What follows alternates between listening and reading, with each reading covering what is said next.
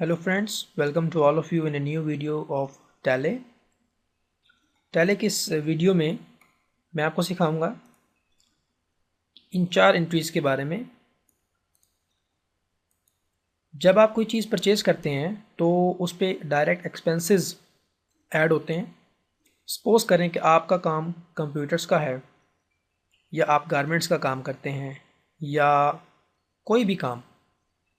तो जब आप अपना रॉ मटेरियल परचेज़ करते हैं या फिनिश प्रोडक्ट, आप चाहे मर्चेंडाइज का काम करते हो या मैन्युफैक्चरिंग का काम करते हो, तो जब आप कोई चीज़ परचेज़ करते हैं, सपोज़ एक चीज़ आपने जो है वो आउट ऑफ सिटी से परचेज़ की है। सपोज़ अगर मैं बहावलपुर में रहता हूँ और मैंने मुल्तान, लाहौर या कराची से कोई चीज़ परचेज़ की है, तो उस पे जो फ्रेट चार्जेस हैं उनका ट्रीटमेंट कैसे किया जाएगा। जब आप कोई चीज़ सेल करते हैं तो कस्टमर आपका कहता है कि मुझे इसकी डिलीवरी घर तक चाहिए, तो उसको फ्रेट ऑन सेल कहते हैं। इसकी 2 सूरतें हैं। अगर आप डिलीवरी की सहूलत देते हैं अपने क्लाइंट को और फ्री ऑफ कॉस्ट देते हैं तो देन ये आपका एक्सपेंस होगा। और अगर आप कहते हैं अपने क्लाइंट को कि ठीक है आप उसके घर ये डिलीवरी पहुंचा देंगे बट उसके लिए आप उसे चार्ज करते हो, तो फिर वो आपकी इनकम होगा। इसी तरह से जब आप कोई चीज़ परचेज़ करते हैं, टर्म्स के मुताबिक पेमेंट की जाती है। मतलब अगर मैंने अपने सप्लायर से कोई चीज़ परचेज़ की है 1 लाख रुपए की, तो मुझे ऑफ़र करेगा कि अगर मैंने 15 दिन में उसकी पेमेंट कर दी तो बजाय 1 लाख के आपसे वो 98,000 रुपये लेगा और 2,000 रुपये आपको छोड़ देगा। तो ये आपका परचेज़ डिस्काउंट है।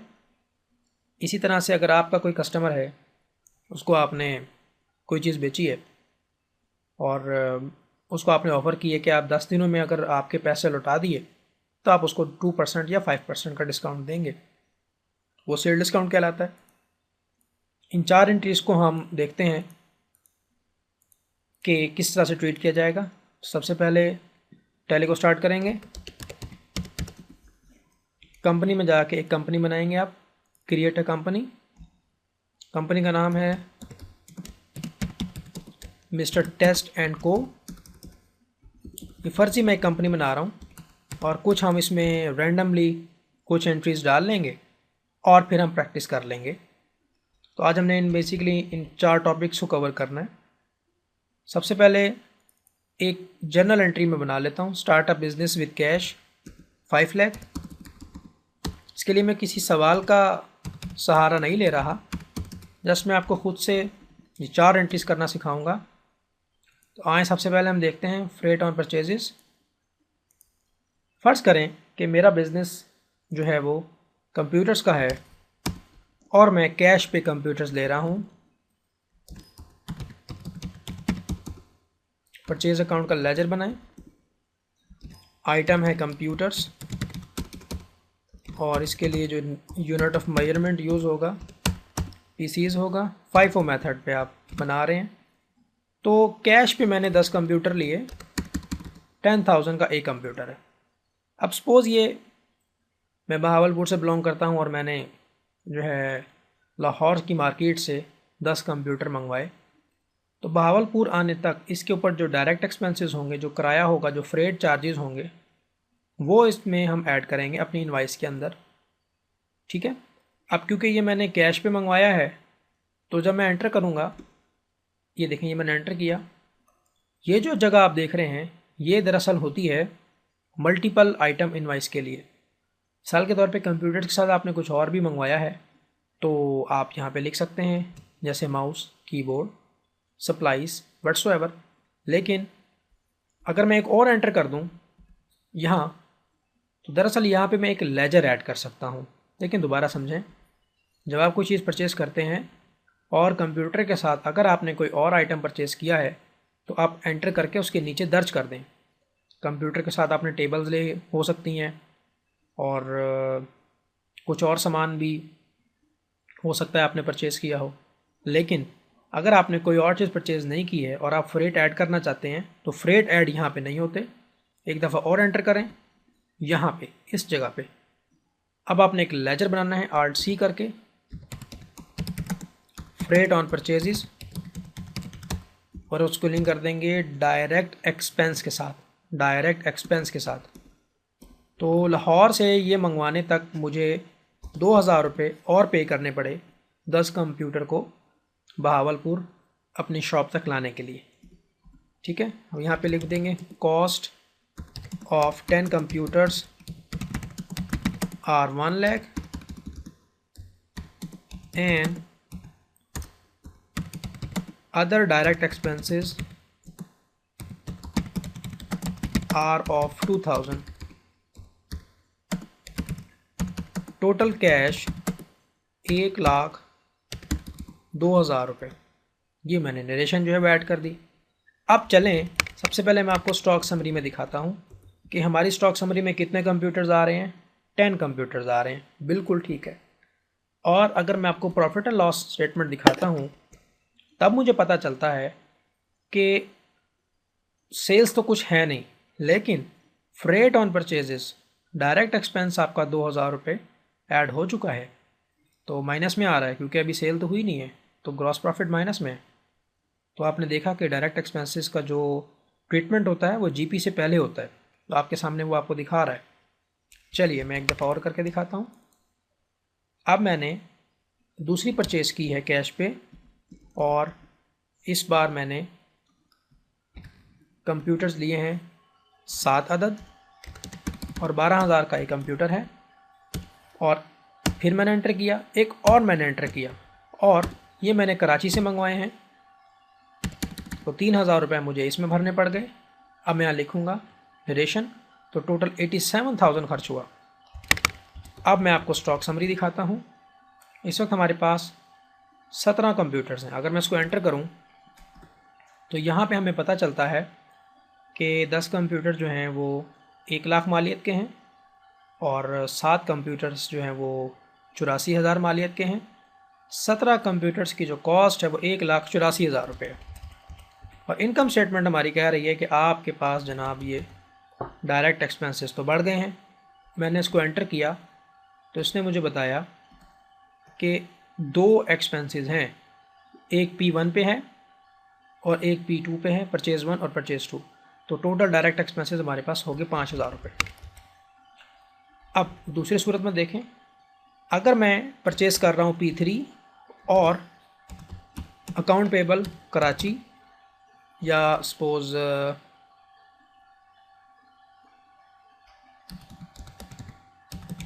हैदराबाद से परचेज़ कर रहे हैं, हमारा एक सप्लायर हैदराबाद में भी रहता है, तो अकाउंट पेबल हैदराबाद और सन्ड्री क्रेडिटर नो, और इससे हमने परचेज़ किए हैं कंप्यूटर 5 अदद, और 15,000 का एक कंप्यूटर है। और हैदराबाद से मंगवाने में हमें जो कॉस्ट ऐड होगी वो 5,000 रुपये। अब यहाँ पे सवाल ये है कि ये जो आप इनवाइस देख रहे हैं ये क्रेडिट पर है। इसका मतलब ये हुआ कि 75,000 हमने, हमारा जो सप्लायर है जिसका ताल्लुक़ हैदराबाद से है, हमने उसको पे करना है। तो टेलीफोन पे हमने उसको बताया कि सर आप जो डिलीवरी चार्जेस हैं वो भी आप ही पे कर दीजिए। तो जहाँ हमने आपके 75,000 देने हैं वहाँ पे हम आपके 5,000 भी पे कर देंगे। तो उसने आपकी बात मानी और उसने डिलीवरी करवाते हुए आपकी पेमेंट भी कर दी। इस वक्त हमने उसके देने हैं 80,000, ये देखें, ठीक हो गया, ये मैंने सेव कर दिया। तो अब जब भी आप पेमेंट करने जाएंगे, जैसे ही मैं अकाउंट पेबल हैदराबाद को डेबिट करूँगा, आप देखेंगे कि उसके अंदर 80,000 हमने उसका देना है। अब हमने उससे ये वादा किया कि सर जो 75,000 है आपका वो तो हम दे देंगे इंशाल्लाह 1 महीने के अंदर अंदर, और जो डिलीवरी एक्सपेंसेस हैं वो फ़िलहाल आप पे कर दीजिए, तो हम आपके अकाउंट में ऑनलाइन करवा देते हैं या हम आपको पैसे भिजवा देते हैं। तो जस्ट मैं 5,000 रुपीज़ यहाँ पर लिखूँगा और कैश में मैं क्रेडिट कर दूँगा, कैश या बैंक जो भी होगा क्रेडिट कर देंगे। मतलब ये हुआ कि 75,000 तो एक्चुअल कॉस्ट है जो कंप्यूटर की है, जो आपने उसे परचेज़ किया, लेकिन यार वो आपकी डिलीवरी एक्सपेंसेस बेयर करने का तो ज़िम्मेदार नहीं है ना। फिल वक्त उसने आपकी बात मान ली थी और आपके बिहाफ पे 5,000 रुपये डिलीवरी वाले को पे कर दिए थे। तो अब आपकी ज़िम्मेदारी है कि आप उसको एटलीस्ट 5,000 तो पे करें जो उसने आपकी डिलीवरी एक्सपेंसेस में पे किए हैं। बसूरत दीगर जो है वो आपकी मर्ज़ी है। अगर आपका उनके साथ एक कॉन्ट्रैक्ट हो जाता है तो आप 80,000 रुपये की पूरी रकम एक महीने में अदा कर सकते हैं, बट अगर वो वॉलंटियर होगा तब। एक और परचेज़ करते हैं, मैं आपको एक और परचेज़ करके दिखाता हूँ। ये देखिए, मैं परचेज़ में गया और मैंने लिखा P4 और मैंने एक अकाउंट पेबल बनाया, अकाउंट पेबल मुल्तान। तो मुल्तान वाले सप्लायर से मैंने कंप्यूटर्स ख़रीदे, 15 कंप्यूटर, 5,000 का एक। और मैंने इसको कहा कि भाई फ्रेट जो हैं वो भी आप ही पे कर दें 5,000 रुपये के, लेकिन ये है कि मैं अभी आपके अकाउंट में फ़ौरन ऑनलाइन करवा दूंगा, तो फ़िलहाल ये कि आप फिल वक्त पे कर दें। सेम केस, तो टोटल हमने इसका 80,000 रुपये देना है। 5,000 रुपये आप जाके पेमेंट में मुल्तान वाले सप्लायर को डेबिट करें और बैंक या कैश को कर दें क्रेडिट। ठीक है। अच्छा, एक और परचेज़ देखें, P3 account payable Islamabad. Islamabad में भी हमारा एक सप्लायर है और हमने इसको कहा कि हमें कंप्यूटर चाहिए 20 अदद, और वैल्यू कितनी है, 4,000 का एक कंप्यूटर है, 80,000 रुपये बन गया। अब ये कहने लगा कि मैं आपके डिलीवरी एक्सपेंडिचर्स बर्दाश्त नहीं करूँगा, तो आपको वो ख़ुद ही पे करने हैं। ठीक हो गया। तो फिर क्योंकि उस बंदे ने तो आपके एक्सपेंसेस बेयर नहीं किए, तो फिर आपने उसका ज़िक्र इनवाइस के अंदर नहीं करना। ठीक है, आप जस्ट इसको सेव कर दें। लेकिन इस्लामाबाद से बहावलपुर कंप्यूटर आने में 10,000 रुपये का एक्सपेंस तो हुआ है, तो उसको आप कैसे ऐड करेंगे, कहाँ पे लिखेंगे? इनवाइस के अंदर आप नहीं लिख सकते उसको, क्योंकि वो जो आपका सप्लायर है वो आपके बिहाफ पे करने को तैयार नहीं है, तो ये आपको ही पे करने हैं। उसके लिए फिर आप ट्रीटमेंट देखें। तो सबसे पहले तो मैं आपको दिखा दूँ कि इनकम स्टेटमेंट कितनी है जी हमारी। इस वक्त 15,000 रुपये हमारे पास डायरेक्ट एक्सपेंसेस हैं, ऊपर से 10,000 रुपये के और आ गए हैं। तो इनवाइस में मैंने लिखा नहीं है क्योंकि वो हमारे बिहाफ पे नहीं कर रहा था। तो वोचर में जाके जनरल की एंट्री पास कर दें, फ्रेट ऑन परचेज डेबिट 10,000 रुपये। आप देख सकते हैं 15,000 पहले से है, 10,000 इसमें और आ जाएगा, तो ये 25,000 रुपये बन जाएगा। और कैश को कर दें क्रेडिट। ठीक है। तो जो चीज़ जो है इनवाइस में नहीं होती उसको हम जर्नल में आके कर देते हैं। बिल्कुल ठीक हो गया। तो मैंने आपको सिखाया कि फ्रेट ऑन परचेज़ कैसे रिकॉर्ड किया जाता है। इनवाइस के अंदर भी रिकॉर्ड किया जाता है और जर्नल के अंदर भी रिकॉर्ड किया जाता है। ठीक है, हो गया। उसके बाद फ्रेट ऑन सेल की बारी आ गई। आए ज़रा इसको देखें। एक शख्स आया, उसने कहा जी मुझे एक कंप्यूटर पसंद आ गया, कैश पे वो आपसे एक कंप्यूटर ले रहा है। सॉफ्टवेयर हमारा बंद हो गया है, देखो फिर इसको स्टार्ट करेंगे हम।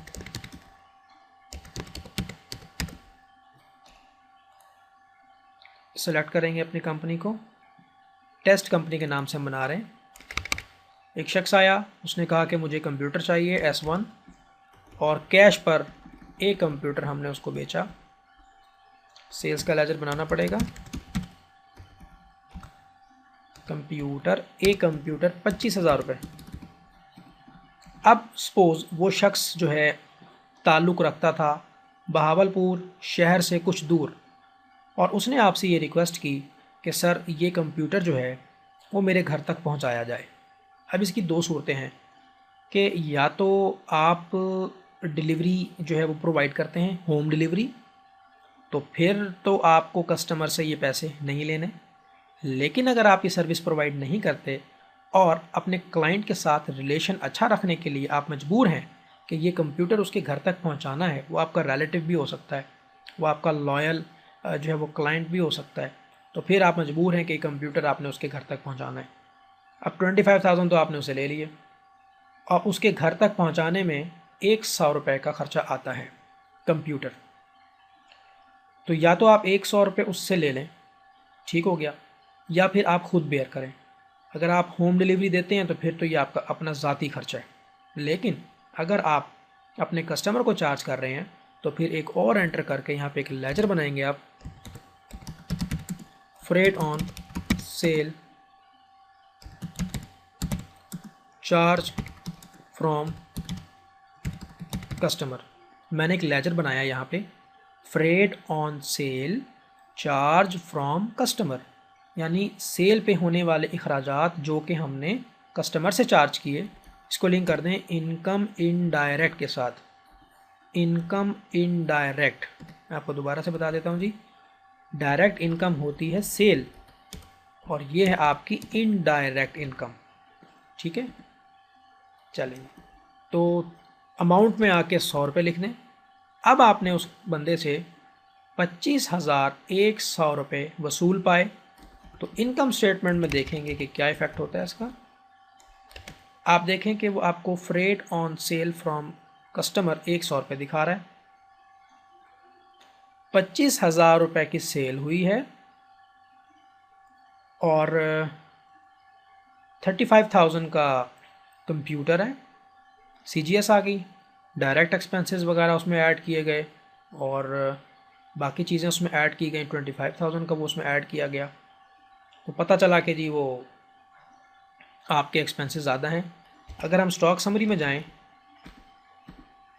ये बता रहा है कि जो कंप्यूटर, देखें सबसे पहले आपने 10 कंप्यूटर लिए, फिर आपने 7 कंप्यूटर लिए, फिर आपने 5 कंप्यूटर लिए, फिर आपने 15 कंप्यूटर लिए और फिर आपने 20 कंप्यूटर लिए और आपने एक कंप्यूटर जो है वो बेच दिया। अब आपके पास 57 कंप्यूटर्स, ठीक है, 57 कंप्यूटर्स जो थे वो 4,14,000 रुपये के थे। एक कंप्यूटर आपने उसको 25,000 में बेच दिया। अब आपके पास 56 कंप्यूटर रह गए हैं जिनकी मालियत आपके सामने ये आ रही है। अगर मैं 4,14,000 को तकसीम कर दूं 57 रुपये से, तो हमारे पास एक एवरेज कंप्यूटर की कॉस्ट इतनी आ जाती है 404,000-56 7,214 रुपये की कॉस्ट। आगे चलते हैं, अभी भी हम प्रॉफिट में हैं। एक और सेल करते हैं, देखिएगा। एक शख्स आया, उसने आपको कहा कि एक कंप्यूटर चाहिए। आपने उसको सेल पे, कैश पे सेल कर दिया एक कंप्यूटर 30,000 रुपये में। और वो शख्स बहावलपुर शहर से काफ़ी दूर से ताल्लुक़ रखता है, तकरीबन 50 किलोमीटर। अब वो शख्स आपको कह रहा है कि मैं आपको पैसे नहीं दूंगा, आप ये कंप्यूटर मेरे घर पहुंचाएंगे और आप अगर फ्री होम डिलीवरी देते हैं तो फिर उसको इनवाइस के अंदर ऐड नहीं करना, बल्कि आपने चले जाना है अकाउंटिंग वोचर में और जर्नल के अंदर। यहाँ पे एक लेजर बनेगा, freight on cell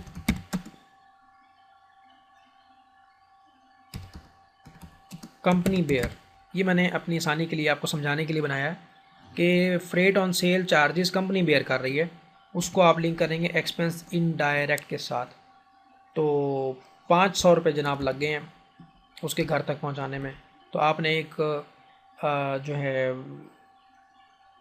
lorry higher की है और उसका ज़िम्मे आपने लगाया है कि भाई ये इसके घर पहुंचा दो, ठीक है। तो डिलीवरी मैन आपने उसको हायर किया है, उसने आपसे 500 रुपये चार्ज किए हैं, तो ठीक है, आपने उसको सेल प्राइस इतनी ज़्यादा रखी है कि आपके एक्सपेंसेस उसमें बेयर हो जाएंगे। तो 30,000 का हमने उसको कंप्यूटर बेचा है और 500 रुपये अगर एक्सपेंसेस हो जाते हैं, still you are in profit. ये मैंने सेव कर दिया। तो एक और सेल आपको करके दिखाता हूँ, सेल नंबर 3। अब एक शख्स आया, उसने कहा मेरा नाम सपोज ताहिर है, account receivable Tahir, sundry debtor. उसने कहा जी मुझे 10 कंप्यूटर चाहिए, तो 10 कंप्यूटर देंगे हम इनको। 35,000 का एक लगाया आपने और ये कंप्यूटर आपने उनके घर पहुंचाने हैं और एक्सपेंडिचर जो हैं वो भी आपने अपने क्लाइंट से लेने हैं। अगर क्लाइंट से लेने हैं तो फिर ये वाला कस्टमर आप लेजर लिंक करेंगे, freight on cell charge from customer. तो 10,000 रुपये ये 10 कंप्यूटर पहुंचाने में लगेंगे सपोज़।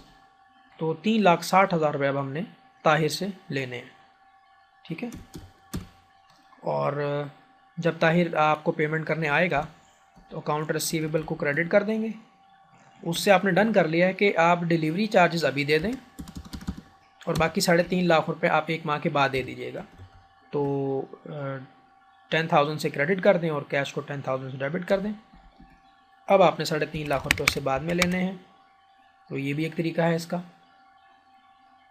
तो इस तरह से आपने देखा कि फ्रेट ऑन सेल किस तरह से रिकॉर्ड की जाती है। फ्रेट ऑन परचेज़ आपको बता दिया और फ्रेट ऑन सेल आपको बता दिया। फ्रेट ऑन सेल में भी आपको बता दिया अगर इनकम है तो ठीक है, कस्टमर को चार्ज करें, और अगर एक्सपेंस है तो जर्नल में आके उसकी एंट्री करेंगे आप। अब आ जाए परचेज़ डिस्काउंट को कैसे रिकॉर्ड करेंगे।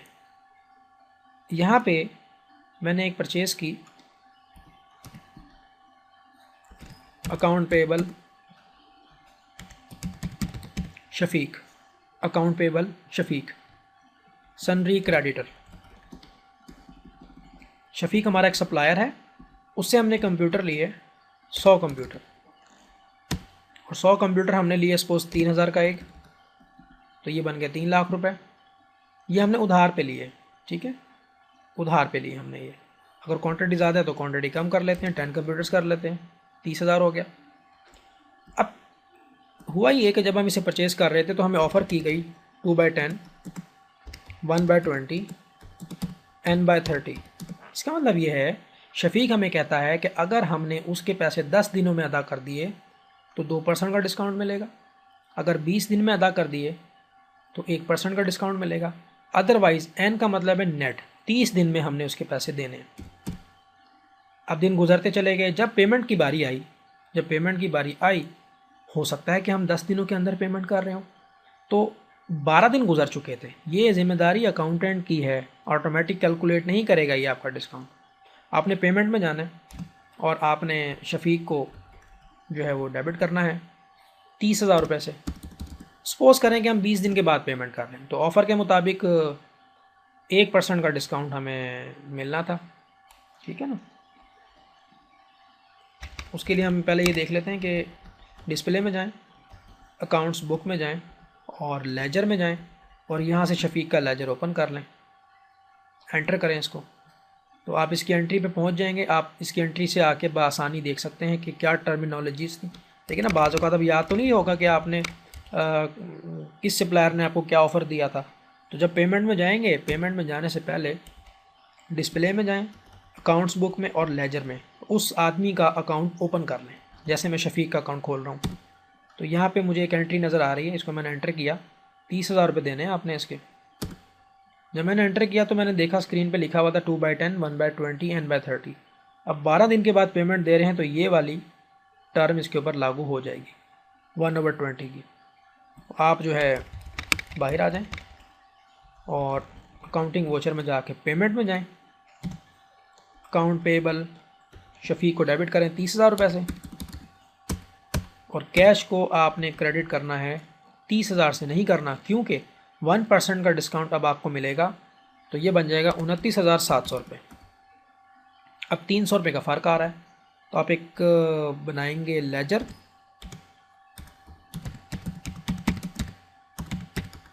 परचेज डिस्काउंट, और इसको लिंक कर देंगे इनकम इनडायरेक्ट के साथ, इनकम इनडायरेक्ट। ये देखें, अब ये पूरा 30,000 हो गया। तो ये आपने देखा कि परचेज़ डिस्काउंट हमने किस तरह से ट्रीट किया। एक और परचेज़ करता हूँ मैं, परचेज़ 7, ये मैंने परचेज़ की है अकाउंट पेबल ब्रेन कंप्यूटर्स, और इसको मैं लिंक कर रहा हूँ सनरी क्रेडिटर के साथ।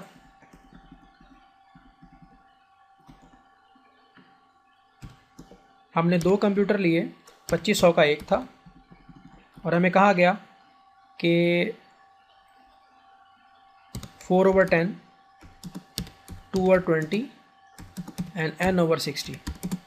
10 दिनों में पेमेंट करेंगे तो 4% का डिस्काउंट मिलेगा, 20 दिनों में पेमेंट करेंगे तो 2% का डिस्काउंट मिलेगा, और 60 दिनों तक आपके पास क्रेडिट लिमिट टाइम पीरियड है।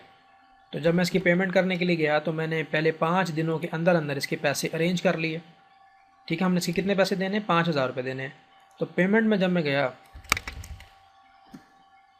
जब मैंने इसको डेबिट किया ब्रेन कंप्यूटर को 5,000 रुपये से, तो कैश तो मैंने सारा नहीं देना इसको, क्योंकि 4% का डिस्काउंट भी मुझे मिला है।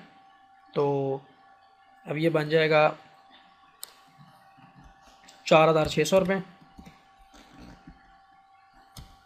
सॉरी 5,000 का हम निकालेंगे 4%,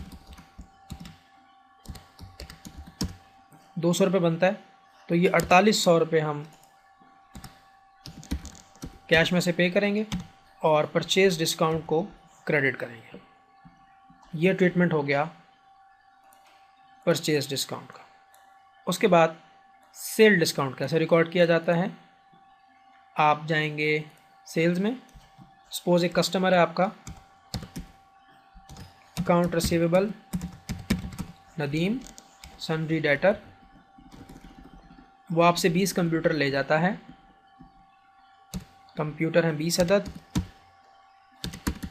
20,000 का एक लगाया आपने और आपने इस सब लेने हैं 4 लाख रुपए। ठीक हो गया। तो आपने इसको ऑफ़र दी है 2/20, 1/30 एंड n/60। अगर 20 दिनों में पैसे इसने लौटा दिए तो 2% का डिस्काउंट मिलेगा। अगर इसने 30 दिनों में पैसा लौटाए तो 1% का डिस्काउंट, और n/60 का मतलब है कि 60 दिन तक उसके पास पीरियड होगा। तो ये जनाब मैंने सेव कर दिया। अब जब आप ये पैसे देने आएगा आपको, तो अब हो सकता है कि कई दिनों के बाद आए, तो पहले आप इसका लेजर चेक करो।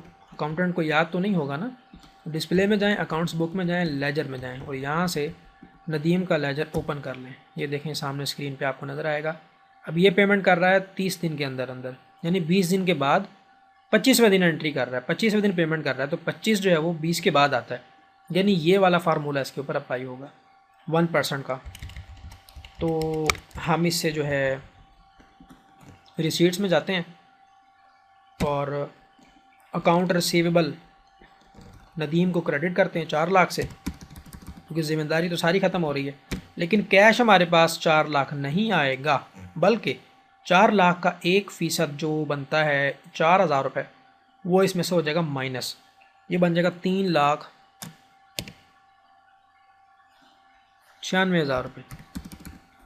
और एक आप एक्सपेंस अकाउंट्स बनाएंगे, सेल्स डिस्काउंट, उसको लिंक कर देंगे एक्सपेंस इनडायरेक्ट के साथ, क्योंकि वो आपका एक्सपेंस होता है। तो आपने देखा कि इस तरह से हमने सेल डिस्काउंट को दर्ज किया। तो माय डियर व्यूअर्स, इस वीडियो में मैंने आपको कोशिश की, सिखाया कि किस तरह से हमने फ्रेट ऑन परचेज़ की एडजस्टमेंट करनी है, फ्रेट ऑन सेल की कैसे एडजस्टमेंट करनी है, परचेज़ डिस्काउंट कैसे करना है और सेल डिस्काउंट कैसे करना है। मुझे उम्मीद है कि इंशाल्लाह आपको ये चारों टॉपिक समझ में आ गए होंगे, और हम जैसे जैसे अपनी वीडियोस की तरफ बढ़ते जा रहे हैं, अगले अगले लेक्चर्स की तरफ बढ़ते जा रहे हैं, तो हम देख रहे हैं कि इसमें जो ऑप्शंस हैं वो हमारे सामने क्लियर हो रहे हैं, और जो फंडामेंटल अकाउंटिंग के कॉन्सेप्ट्स हैं, जो बुनियादी अकाउंटिंग के कॉन्सेप्ट्स हैं, जो टर्मिनोलॉजीज़ हैं, उनको हम इस सॉफ्टवेयर के ऊपर, जो कि बना बनाया एक रेडीमेड टूल है, उसके ऊपर हम इसको अप्लाई कर रहे हैं। इंशाल्लाह अगली वीडियो में हम कुछ और मज़ीद प्रैक्टिस करेंगे। Thanks for listening. अल्लाह हाफिज़।